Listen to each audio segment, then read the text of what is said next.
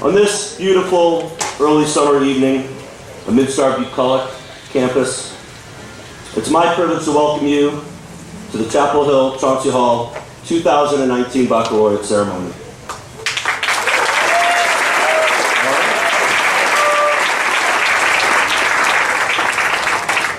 In particular, I'd like to welcome the members of the class of 2019, their families and close friends, as well as the Chapel Hill-Chauncy Hall faculty, staff, and trustees that are with us. Beginning in 1860 and throughout much of the 20th century, the graduates of Chapel Hill School, formerly the New Church School, gathered over the hill in the iconic Swedenborgian chapel, now known as the CHCH Commons. And they participated in a baccalaureate ceremony on the eve of their commencement from the well-respected all-girls school. It was very much a time-honored tradition that disappeared with the merger of Chapel Hill and Chauncey Hall in 1972. Chauncey Hall, on the other hand, an all-boys preparatory school established in Boston's downtown crossing in 1828, held similar exercises for nearly 150 years, known as anniversary exhibitions. 2 years ago, I uncovered the Order of Anniversary Exhibition of Chauncey Hall School from 1831. The exhibition requires graduates to spend 2 days before their commencement exercises displaying competencies in various subject areas, including the English language, classics, mathematics, and yes, penmanship. Moreover, each graduate was required to participate on the second day's exercises and declamation, whereby all prospective graduates would in essence present their senior presentations, 35 in total back in 1831, beginning with the salutatory address and closing with the valedictory address. The distribution of medals and prizes would commence thereafter. While we look forward to our salutatory and valedictory addresses tomorrow during our highly anticipated commencement exercises, this is our third year returning the lost end-of-year tradition known as the Baccalaureate Ceremony to celebrate the academic and community achievements of our students, as well as one member of the faculty and staff. I thank you for being here and hope you will join me in saluting several members of our student body for their well-earned accomplishments during the 2018-19 academic year. Before we do, however, I'd like to introduce Mr. Glenn Manning. Glenn is the Senior Program Coordinator for Harvard Graduate School of Education's Making Caring Common project, where he oversees and manages work with schools. As an educator and public servant, Glenn has enabled communities to develop and maintain caring relationships among a wide variety of stakeholders. He now works to help school communities build systems that encourage young people's social, emotional, and ethical capacities. Making Caring Common envisions a world in which children learn to care about others and for the common good. They treat people well day to day. They come to understand and seek fairness and justice and do what is right, even at times when it's at cost to themselves. MCC believes that young people with these capacities will become community members and citizens who can strengthen our democracy, mend the fractures that divide us, and create a more caring, just world. Since 2013, Making Caring Common has worked towards this vision with families, educators, and communities by working directly with schools and educators through the Caring Schools Network, by leveraging the power of key adult institutions such as college admissions, by developing a bold new initiative to identify and create strategies for parents and caregivers, by publishing timely reports and investigating key topics that help children develop concern for others in their communities, and by collaborating with partners and engaging in national media work. I'm pleased with Chapel Hill-Chauncy Hall's partnership with Making Caring Common. All of our students, including members of the class of 2019 before us, have benefited from this collaboration over the past 3 years. Making Caring Common's school-based programs and initiatives provide support and training to over 4,000 district programs and initiatives, district, school, and classroom level educators serving over 50,000 students worldwide at this time. Glenn embraces the daunting task of managing this endeavor with humility and great grace. Glenn earned his Master's of Education in the Learning and Teaching program at the Harvard Graduate School of Education, as well as his BA in English from St. Michael's College. Ladies, gentlemen, and soon-to-be graduates, please join me in welcoming Mr. Glenn Manning.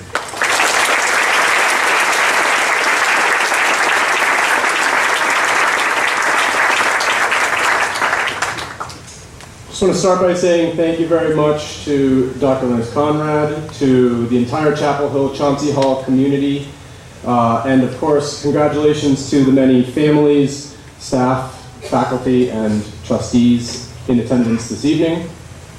I also, of course, want to congratulate the graduating class of 2019, many of whom are in front of me here, on your well-earned accomplishments. You've worked hard to get to this point, and you will be, no doubt, attending some wonderful schools next year.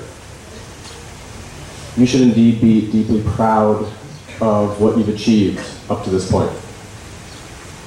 And what I'd like to convey to you this evening, and I suppose I'm speaking to everyone here, of course, but sort of specifically to the young men and women in front of me, is that what will truly shape who you are and what you accomplish is not going to be the name on your diplomas or the medals on your walls, but rather the type of person that you strive to be day to day in the small myriad interactions that make up your life.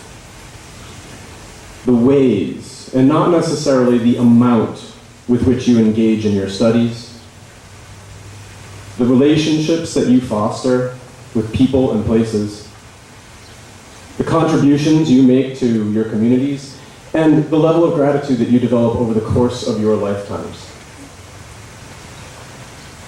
A few days ago, I found myself in a somewhat unique circumstance. I was on my hands and knees in my own basement, which was on fire. It's a true story. See, the laundry room had caught fire, and not knowing that, my landlord asked that I go down and check the fire alarm panel.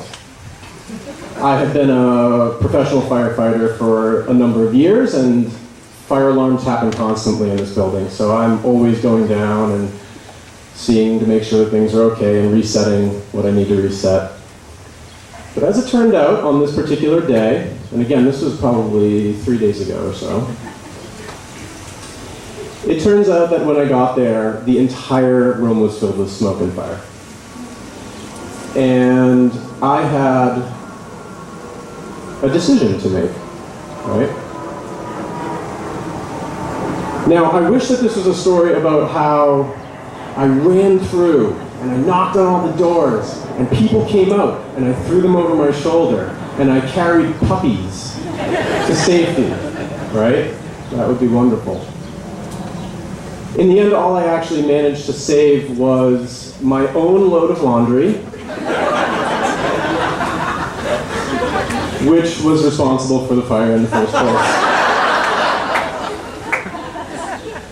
I wish I was making this up. But there was a moment when I had to make a decision. Do I head further into the basement to knock on doors and make sure that there were no people down there who maybe didn't hear the alarm or couldn't get out? Or do I head back upstairs for safety? Frankly, my training told me to head back upstairs. I didn't have a regulator, I didn't have a mask or oxygen or bunker gear or a team behind me or hundreds of gallons of water, a hose line. What I decided to do was to head further into the basement, grab some laundry, and knock on those doors. And I thought for a second about that grumpy downstairs neighbor who sometimes yells at me when I do laundry too late. And I thought about the fact that I don't really know the people who live in the basement. And the fact that maybe they don't know me. And what I really relied on in that moment was an old operating system, which for decades I had been coding and running and patching. And what it enabled me to do was, in a split second, a momentary moment of decision, make the right choice to help people I didn't know in an uncertain circumstance. Now, I am not here to say that I'm in any way perfect or that that was even the right choice in terms of safety, right? And I'm not suggesting that any of you do this if you find yourself in similar circumstances. And I've made failures of this sort of decision making before and had to really wrestle with those and spend some time reflecting on them. I've also made the right choice and seen how that plays out in my life. Doing the right things in this way, even perhaps and potentially at a cost to myself, seemed simple and easy. In a moment when I didn't have time to run through the full range of possibilities and to think deeply about how I thought or felt about those people I don't know, I was able to act. And this is because I practiced doing the right thing without concern for the outcome over and over and over again. See, the greatest awards arrive in the form of that sense that you have lived up to your own ideals, and in the knowledge that you're the quiet hero of your own life. David Brooks speaks about the difference between resume virtues and eulogy virtues. He describes resume virtues as sort of those shiny objects that you accumulate along the way. Career success, financial success, benchmarks. Eulogy virtues, on the other hand, are the kinds of accomplishments that outlive us. Those that we're remembered for, perhaps. He says, if you look for external achievement, years pass and the deepest parts of you go unexplored and unstructured. You lack a moral vocabulary. It's easy to slip into self-satisfied moral mediocrity. You grade yourself on a forgiving curve. You figure, as long as things are going well, you're not obviously hurting anybody, people think that you're a good person, you're doing okay. But you live with an unconscious boredom, separated from the deepest meaning of life and the highest moral joys. Gradually, a humiliating gap opens between your actual life and your desired self, between you and those incandescent souls you sometimes meet. Firefighting is not about the rush or the glory or even the feeling of being awarded and needed. The greatest rush and the greatest reward is in letting go of that small sense of self, for the self that knows we are one human family, that each of us wants to do well and be happy in similar ways. It's in dedicating yourself to others, maybe especially to strangers and to people who look or sound or act differently than we do. The awards that matter most are those that arise when we align ourselves in words and in actions with what's true and right. But how? How do we do this?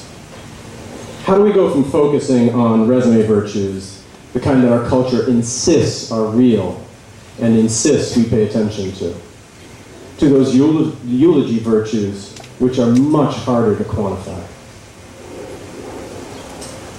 What does the research say? What do the great texts say? The answer you might not like very much is practice. So many of you have likely heard a great deal about empathy. Actually, quick show of hands, especially from this group here. Is the word empathy something you've heard before? Okay. In school? Oh yeah, I'm hearing oh yeah. Okay, good. You're going to hear more about it tomorrow from your fantastic graduation speaker, Lynn Margario. But what I would like to emphasize here right now is that empathy is not about simply putting yourself in another person's shoes and walking around in them. As Pema Chodron puts it, empathy is a relationship not between the healer and the wounded. It's a relationship between equals. Only when we know our own darkness well enough can we be present with the darkness of another. And while practicing perspective taking is certainly an important first step, it's really going to be your ability to expand those circles of concern. Quick show of hand, who has heard the term circles of concern? Yes, good. I'm hearing audible groans, which means Chapel Hill-Chauncy Hall has done what it's supposed to do.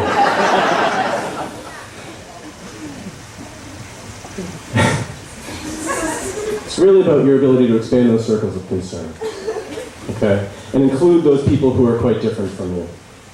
And it's about the myriad, small, everyday ways that you act upon that expansion that truly is going to matter. It's about the actions that you take to care for, support, and serve other people, sometimes at a cost to yourself. Those costs always seem great, okay? Having recently gone through the college admissions process, many of you are likely familiar with the word serve or community service. Hands up for community service. Right, of course. From starting your own clubs and organizations to building homes abroad, the intense pressure of college admissions has in many cases created a sort of arms race with regard to community service. And indeed, we should be sending the message that it is important for you to be engaged in high-quality community service, not only in high school, but in college and beyond. No question. But what makes service valuable is not whether it involves taking a trip abroad or leading, quote-unquote. What makes service valuable is that you immerse yourself in a project and in an experience in ways that are meaningful to you and that are sustained. It's about whether or not you learn about yourself, the perspectives of others, especially, again, those who are different from you, and whether or not you have time to reflect upon the work that you've done. Too often we find ourselves falling into the trap of doing for others. And if we're not careful, such types of service can patronize those that we're looking to help. Often they can fail to sort of spark that deeper understanding of social structures and inequalities. And it's for this reason that we should instead strive always to do with, not necessarily for. We want to work in diverse groups for sustained periods of time with a wide range of people around community challenges that mean something to us. As Making Caring Commons founder Rick Weisborg has said, the capacity to measure your life in terms of your value to others is itself a gift. I would also argue that the work of seeking to understand and care for others extends well beyond service. Indeed, I think that it applies on the daily basis with the relationships that we foster, be they friendships, work relationships, and maybe especially with relationships within our sort of romantic relationships. Unfortunately, if you take the cues from pop culture, Rick Weisborg again says, from the songs that you hear to the films you watch, you're likely to receive the message that young love is all about attraction, infatuation, and intoxication. That love is about fulfilling one's own needs, not about how we might need to change in order to be really in love and loved by someone else. He goes on to say, the older adults I know who have succeeded in love seem to have figured something out. They have different metrics.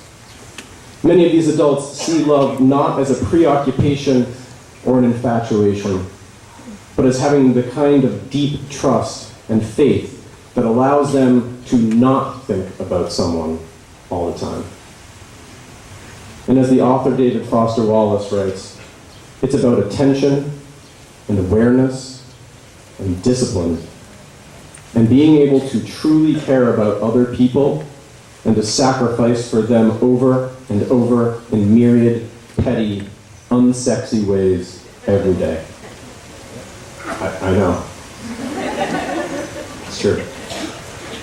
Lastly, I'd emphasize the importance of one final ethical capacity, which is gratitude.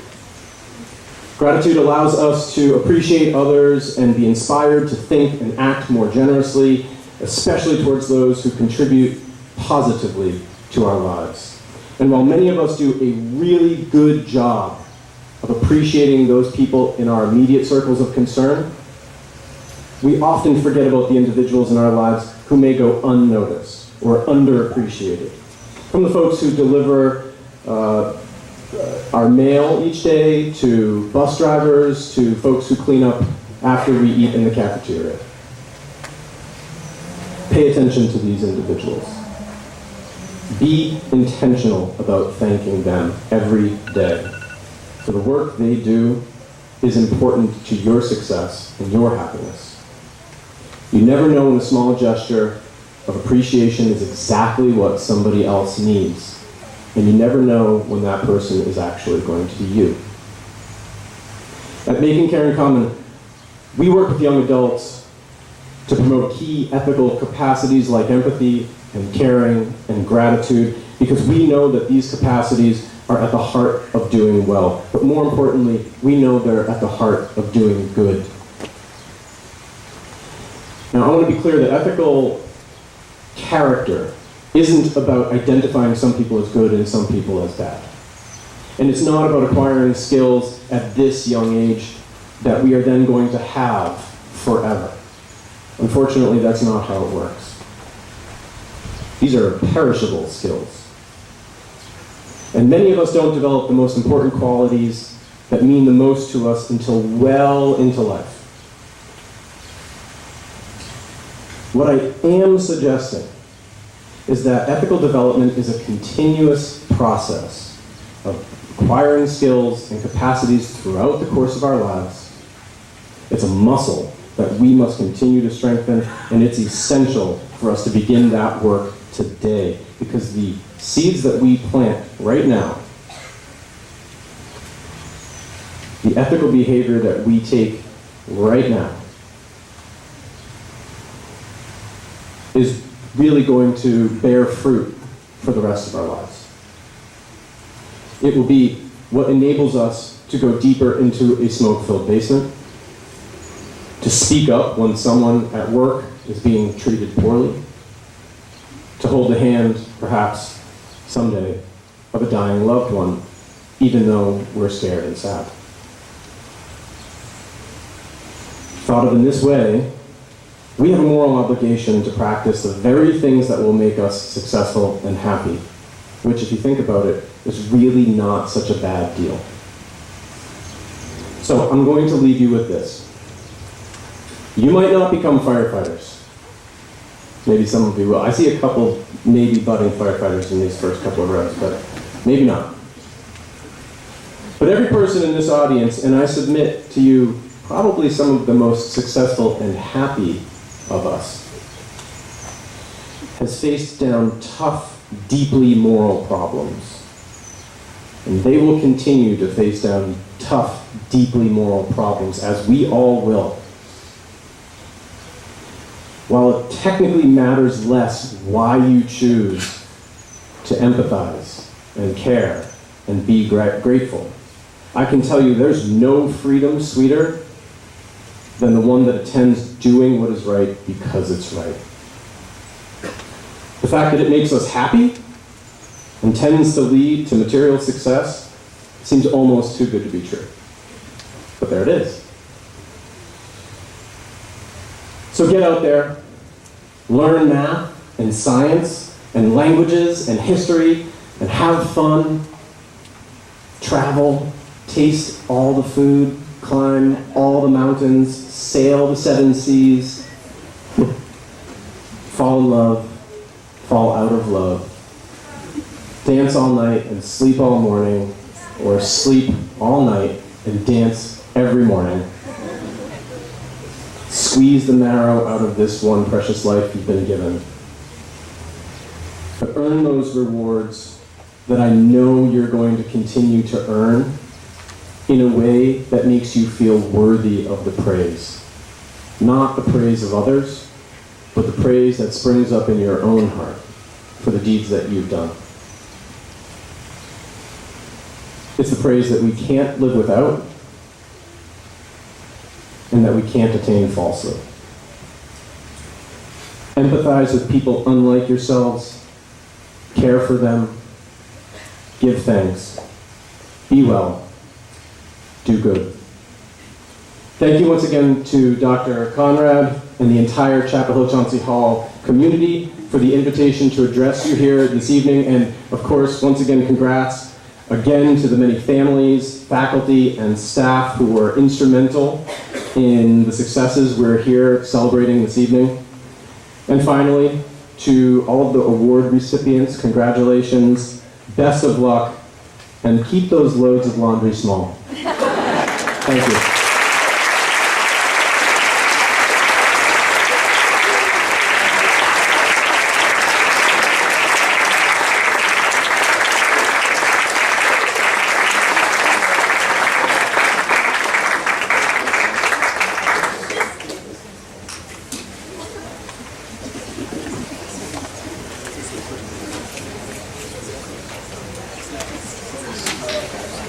Thank you, Glenn. The power of empathy, caring, gratitude cannot be overlooked or undersold in today's society. It's an incredibly mindful and powerful message to share with members of the graduating class, as well as the rest of us in attendance this evening. Much appreciated. Now for the presentation of awards. Mr. Josh Bubar, Assistant Head of School, Mr. Ben Riggs, the 11th and 12th grade Program Director, Mrs. Kelly Walsh, the 9th and 10th grade Program Director, are going to join me in presenting awards to those students whose achievements and leadership merit special recognition. These awards fall into 3 primary categories: junior prizes, voted by the full faculty and staff; departmental and program awards, selected by departmental faculty; and senior awards determined by the full faculty and staff. We will begin by presenting the 3 junior awards this evening. The Nancy S. Emery Award, established in 1998 in memory of Nancy Spooner Emery, this award is given to a member of the junior class whose moral character has made a positive difference in the lives of others in the school community. Elena Smith.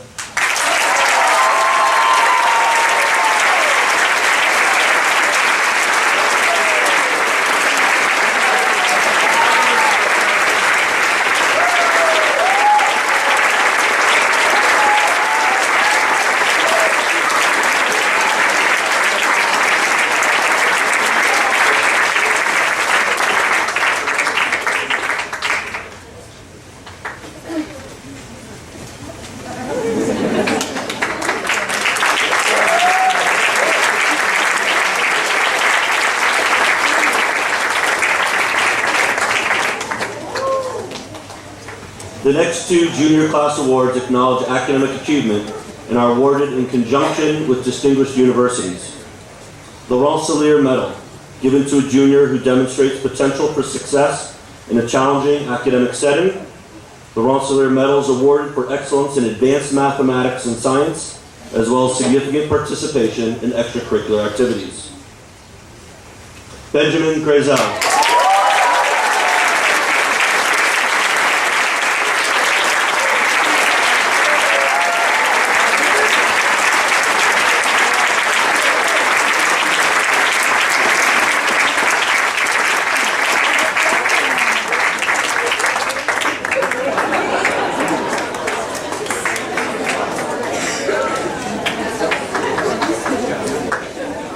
I now ask former CHCH Head of School, Don Grace, to join us on the dais to present the Harvard Book Prize. Mr. Grace is the current school director at the Waldorf School in Lexington.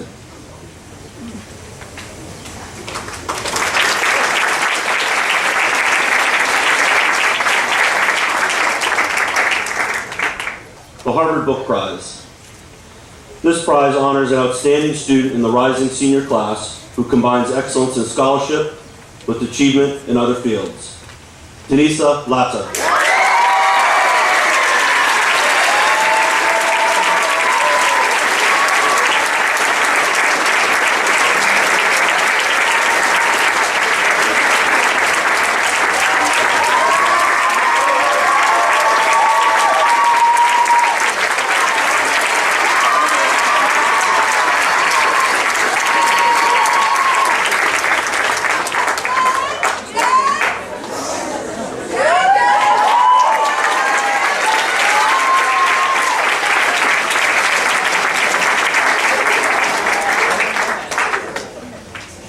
The senior departmental prizes are awarded to seniors for their exceptional work and performance in the academic departments of the school.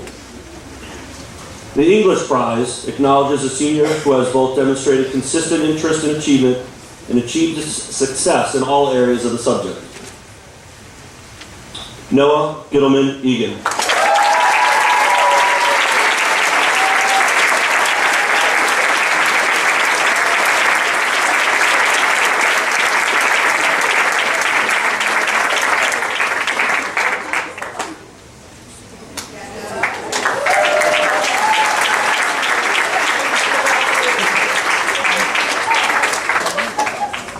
The Donald Welch Social Studies Prize was named in 2001 in honor of Donald Welch, teacher of social studies for 28 years, and is awarded to a senior who has done excellent work in social studies and demonstrated genuine interest in the field.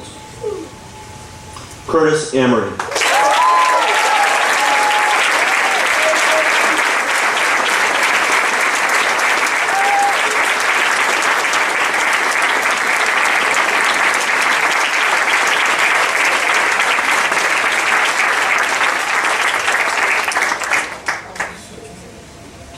The Allen American Studies Prize goes to a senior for outstanding achievement and genuine interest in United States history, government, and politics. Ben Jorgensen Duffy.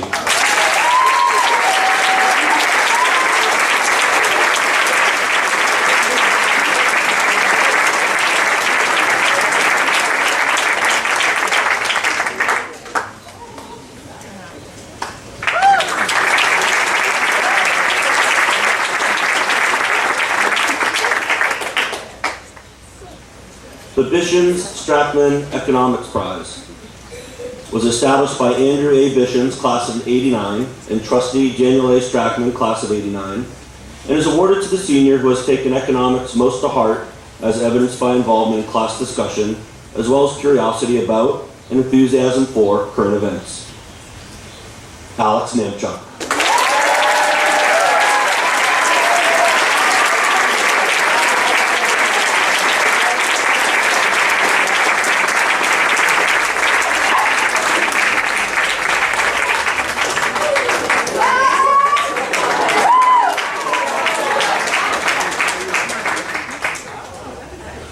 The Farnsworth Mathematics Prize is awarded in the name of Ray D. Farnsworth, head of school, from 1947 to 1961. This prize is awarded to that senior who has completed excellent work in mathematics while consistently demonstrating a deep and genuine interest in the field. Ryan Ferenzi.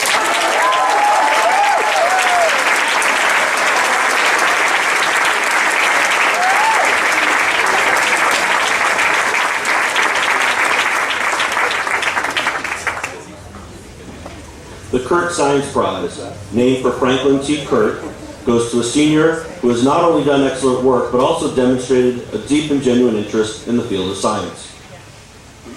Micah Struhl.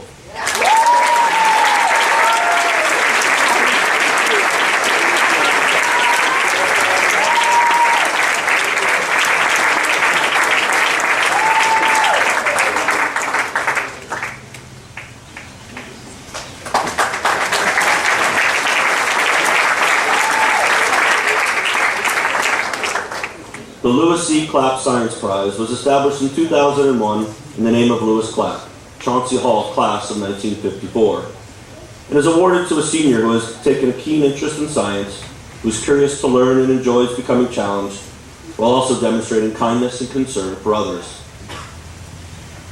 Noah Dunn.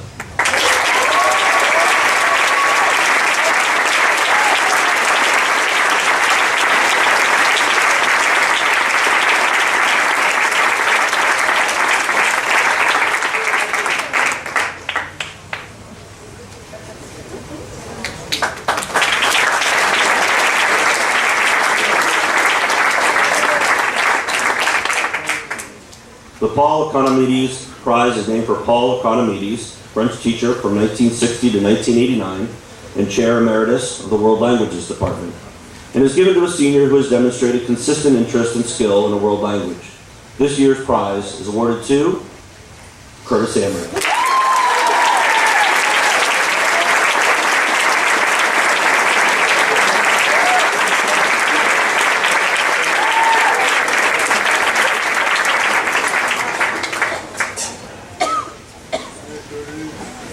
The Performing Arts Prize goes to a member of the graduating class whose creativity, artistic ability, and outstanding work in the performing arts merit special recognition.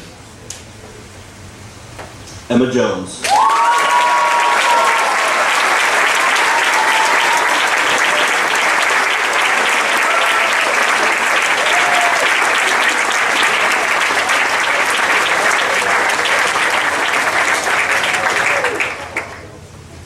The Visual Arts Prize goes to a member of the graduating class whose creativity, artistic ability, and outstanding work in the visual arts merit special recognition. Sarah Clifford.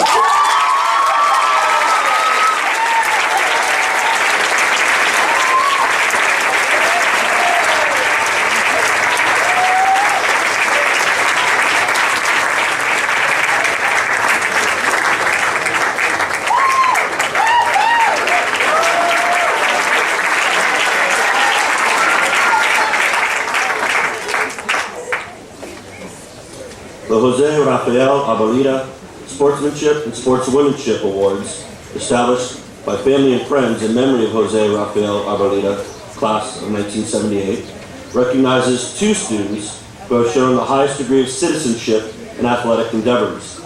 This year, the prizes are awarded to Tyler Sandy and Noah Gittleman Egan.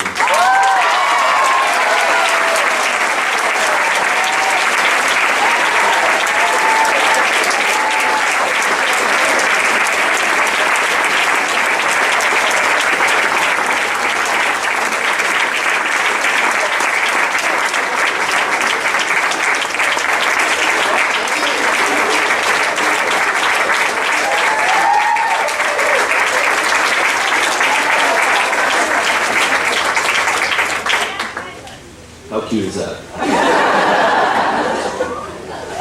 Senior Awards. It is now my privilege to present the Senior Awards as voted upon by the entire faculty and staff of Chapel Hill-Chauncy Hall.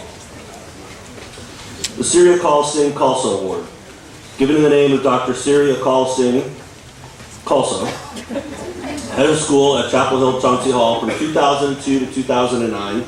This award is presented to a graduating senior who exemplifies social consciousness, demonstrating outstanding courage, respect, and kindness during his or her development as a valued member of our school and the community. This year's Siri Akal Singh Khalsa Award goes to Tyler Sandy.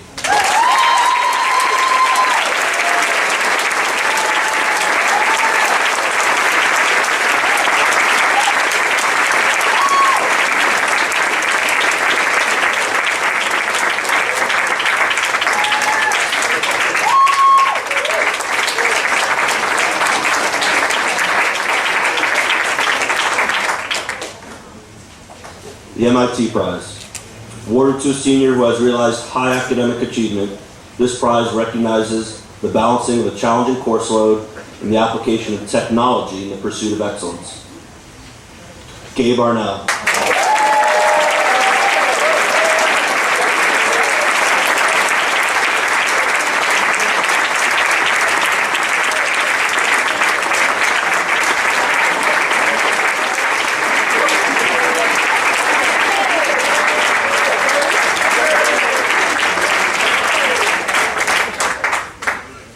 The faculty prizes are voted by the faculty, and these prizes are awarded to 5 members of the senior class who have been outstanding citizens, contributing significantly to the general well-being or spirit of the school. First faculty prize goes to Emily Kerrigan.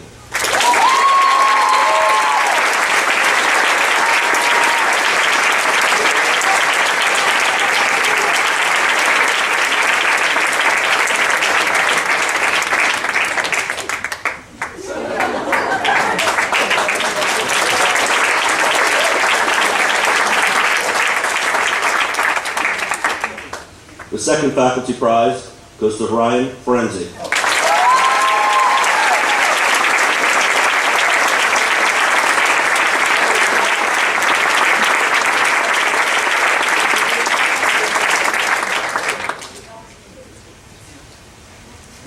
Please join me in congratulating Jordan Kerr.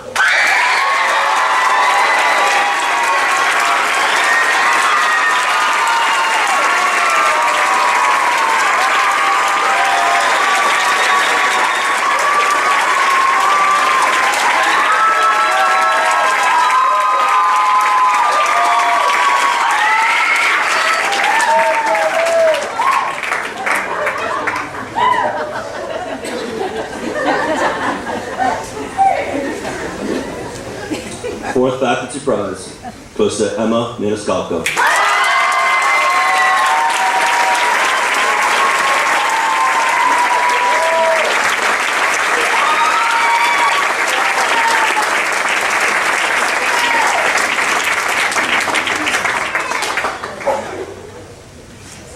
And our final faculty prize goes to Jackie Zhang.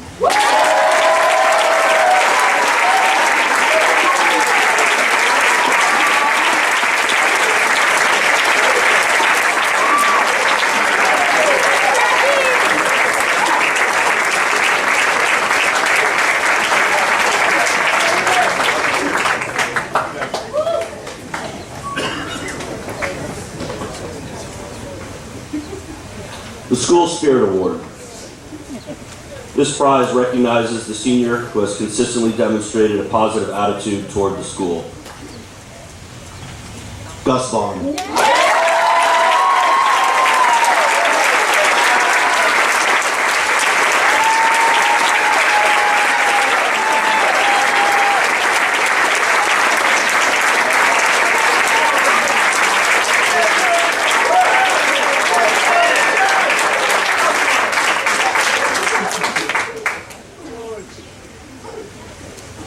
The Headmaster's Prize. This honors the senior who has shown the most improvement during his or her time at Chapel Hill-Chauncy Hall. Josh Sanchez.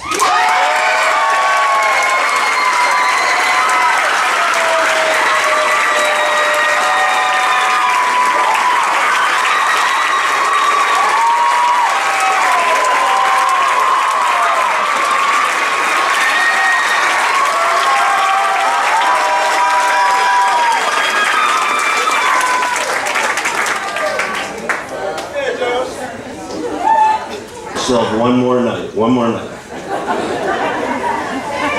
The Worcester Prize, established in memory of Joseph Worcester, who served for many years on the Board of Trustees of Chapel Hill School. This prize is awarded annually to the senior with a high academic record who has consistently displayed leadership, integrity, personal humility, and service to the school. Malachi Longmore.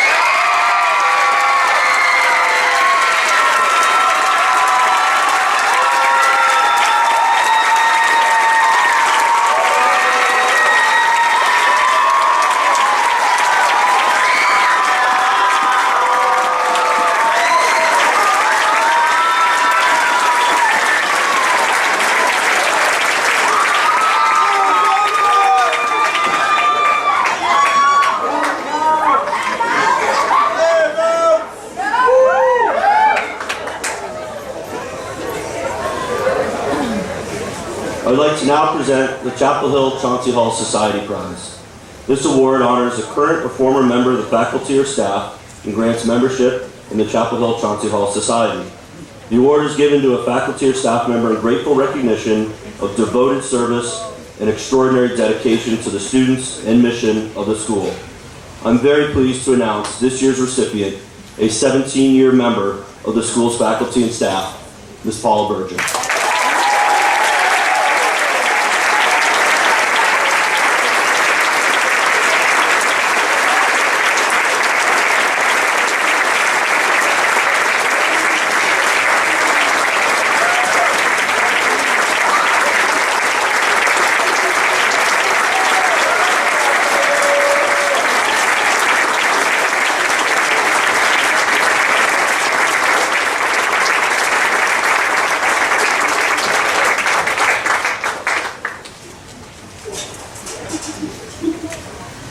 With that, I'd like to bring to a close the 2019 Baccalaureate Ceremony. I invite members of the class of 2019, their families, as well as faculty, staff, trustees, and special guests to join us immediately in Beaver Gymnasium for our senior banquet. The larger CHCH community will reconvene tomorrow morning at 11 a.m. right here for our 2019 commencement exercises. I wish everyone a pleasant evening. Thank you.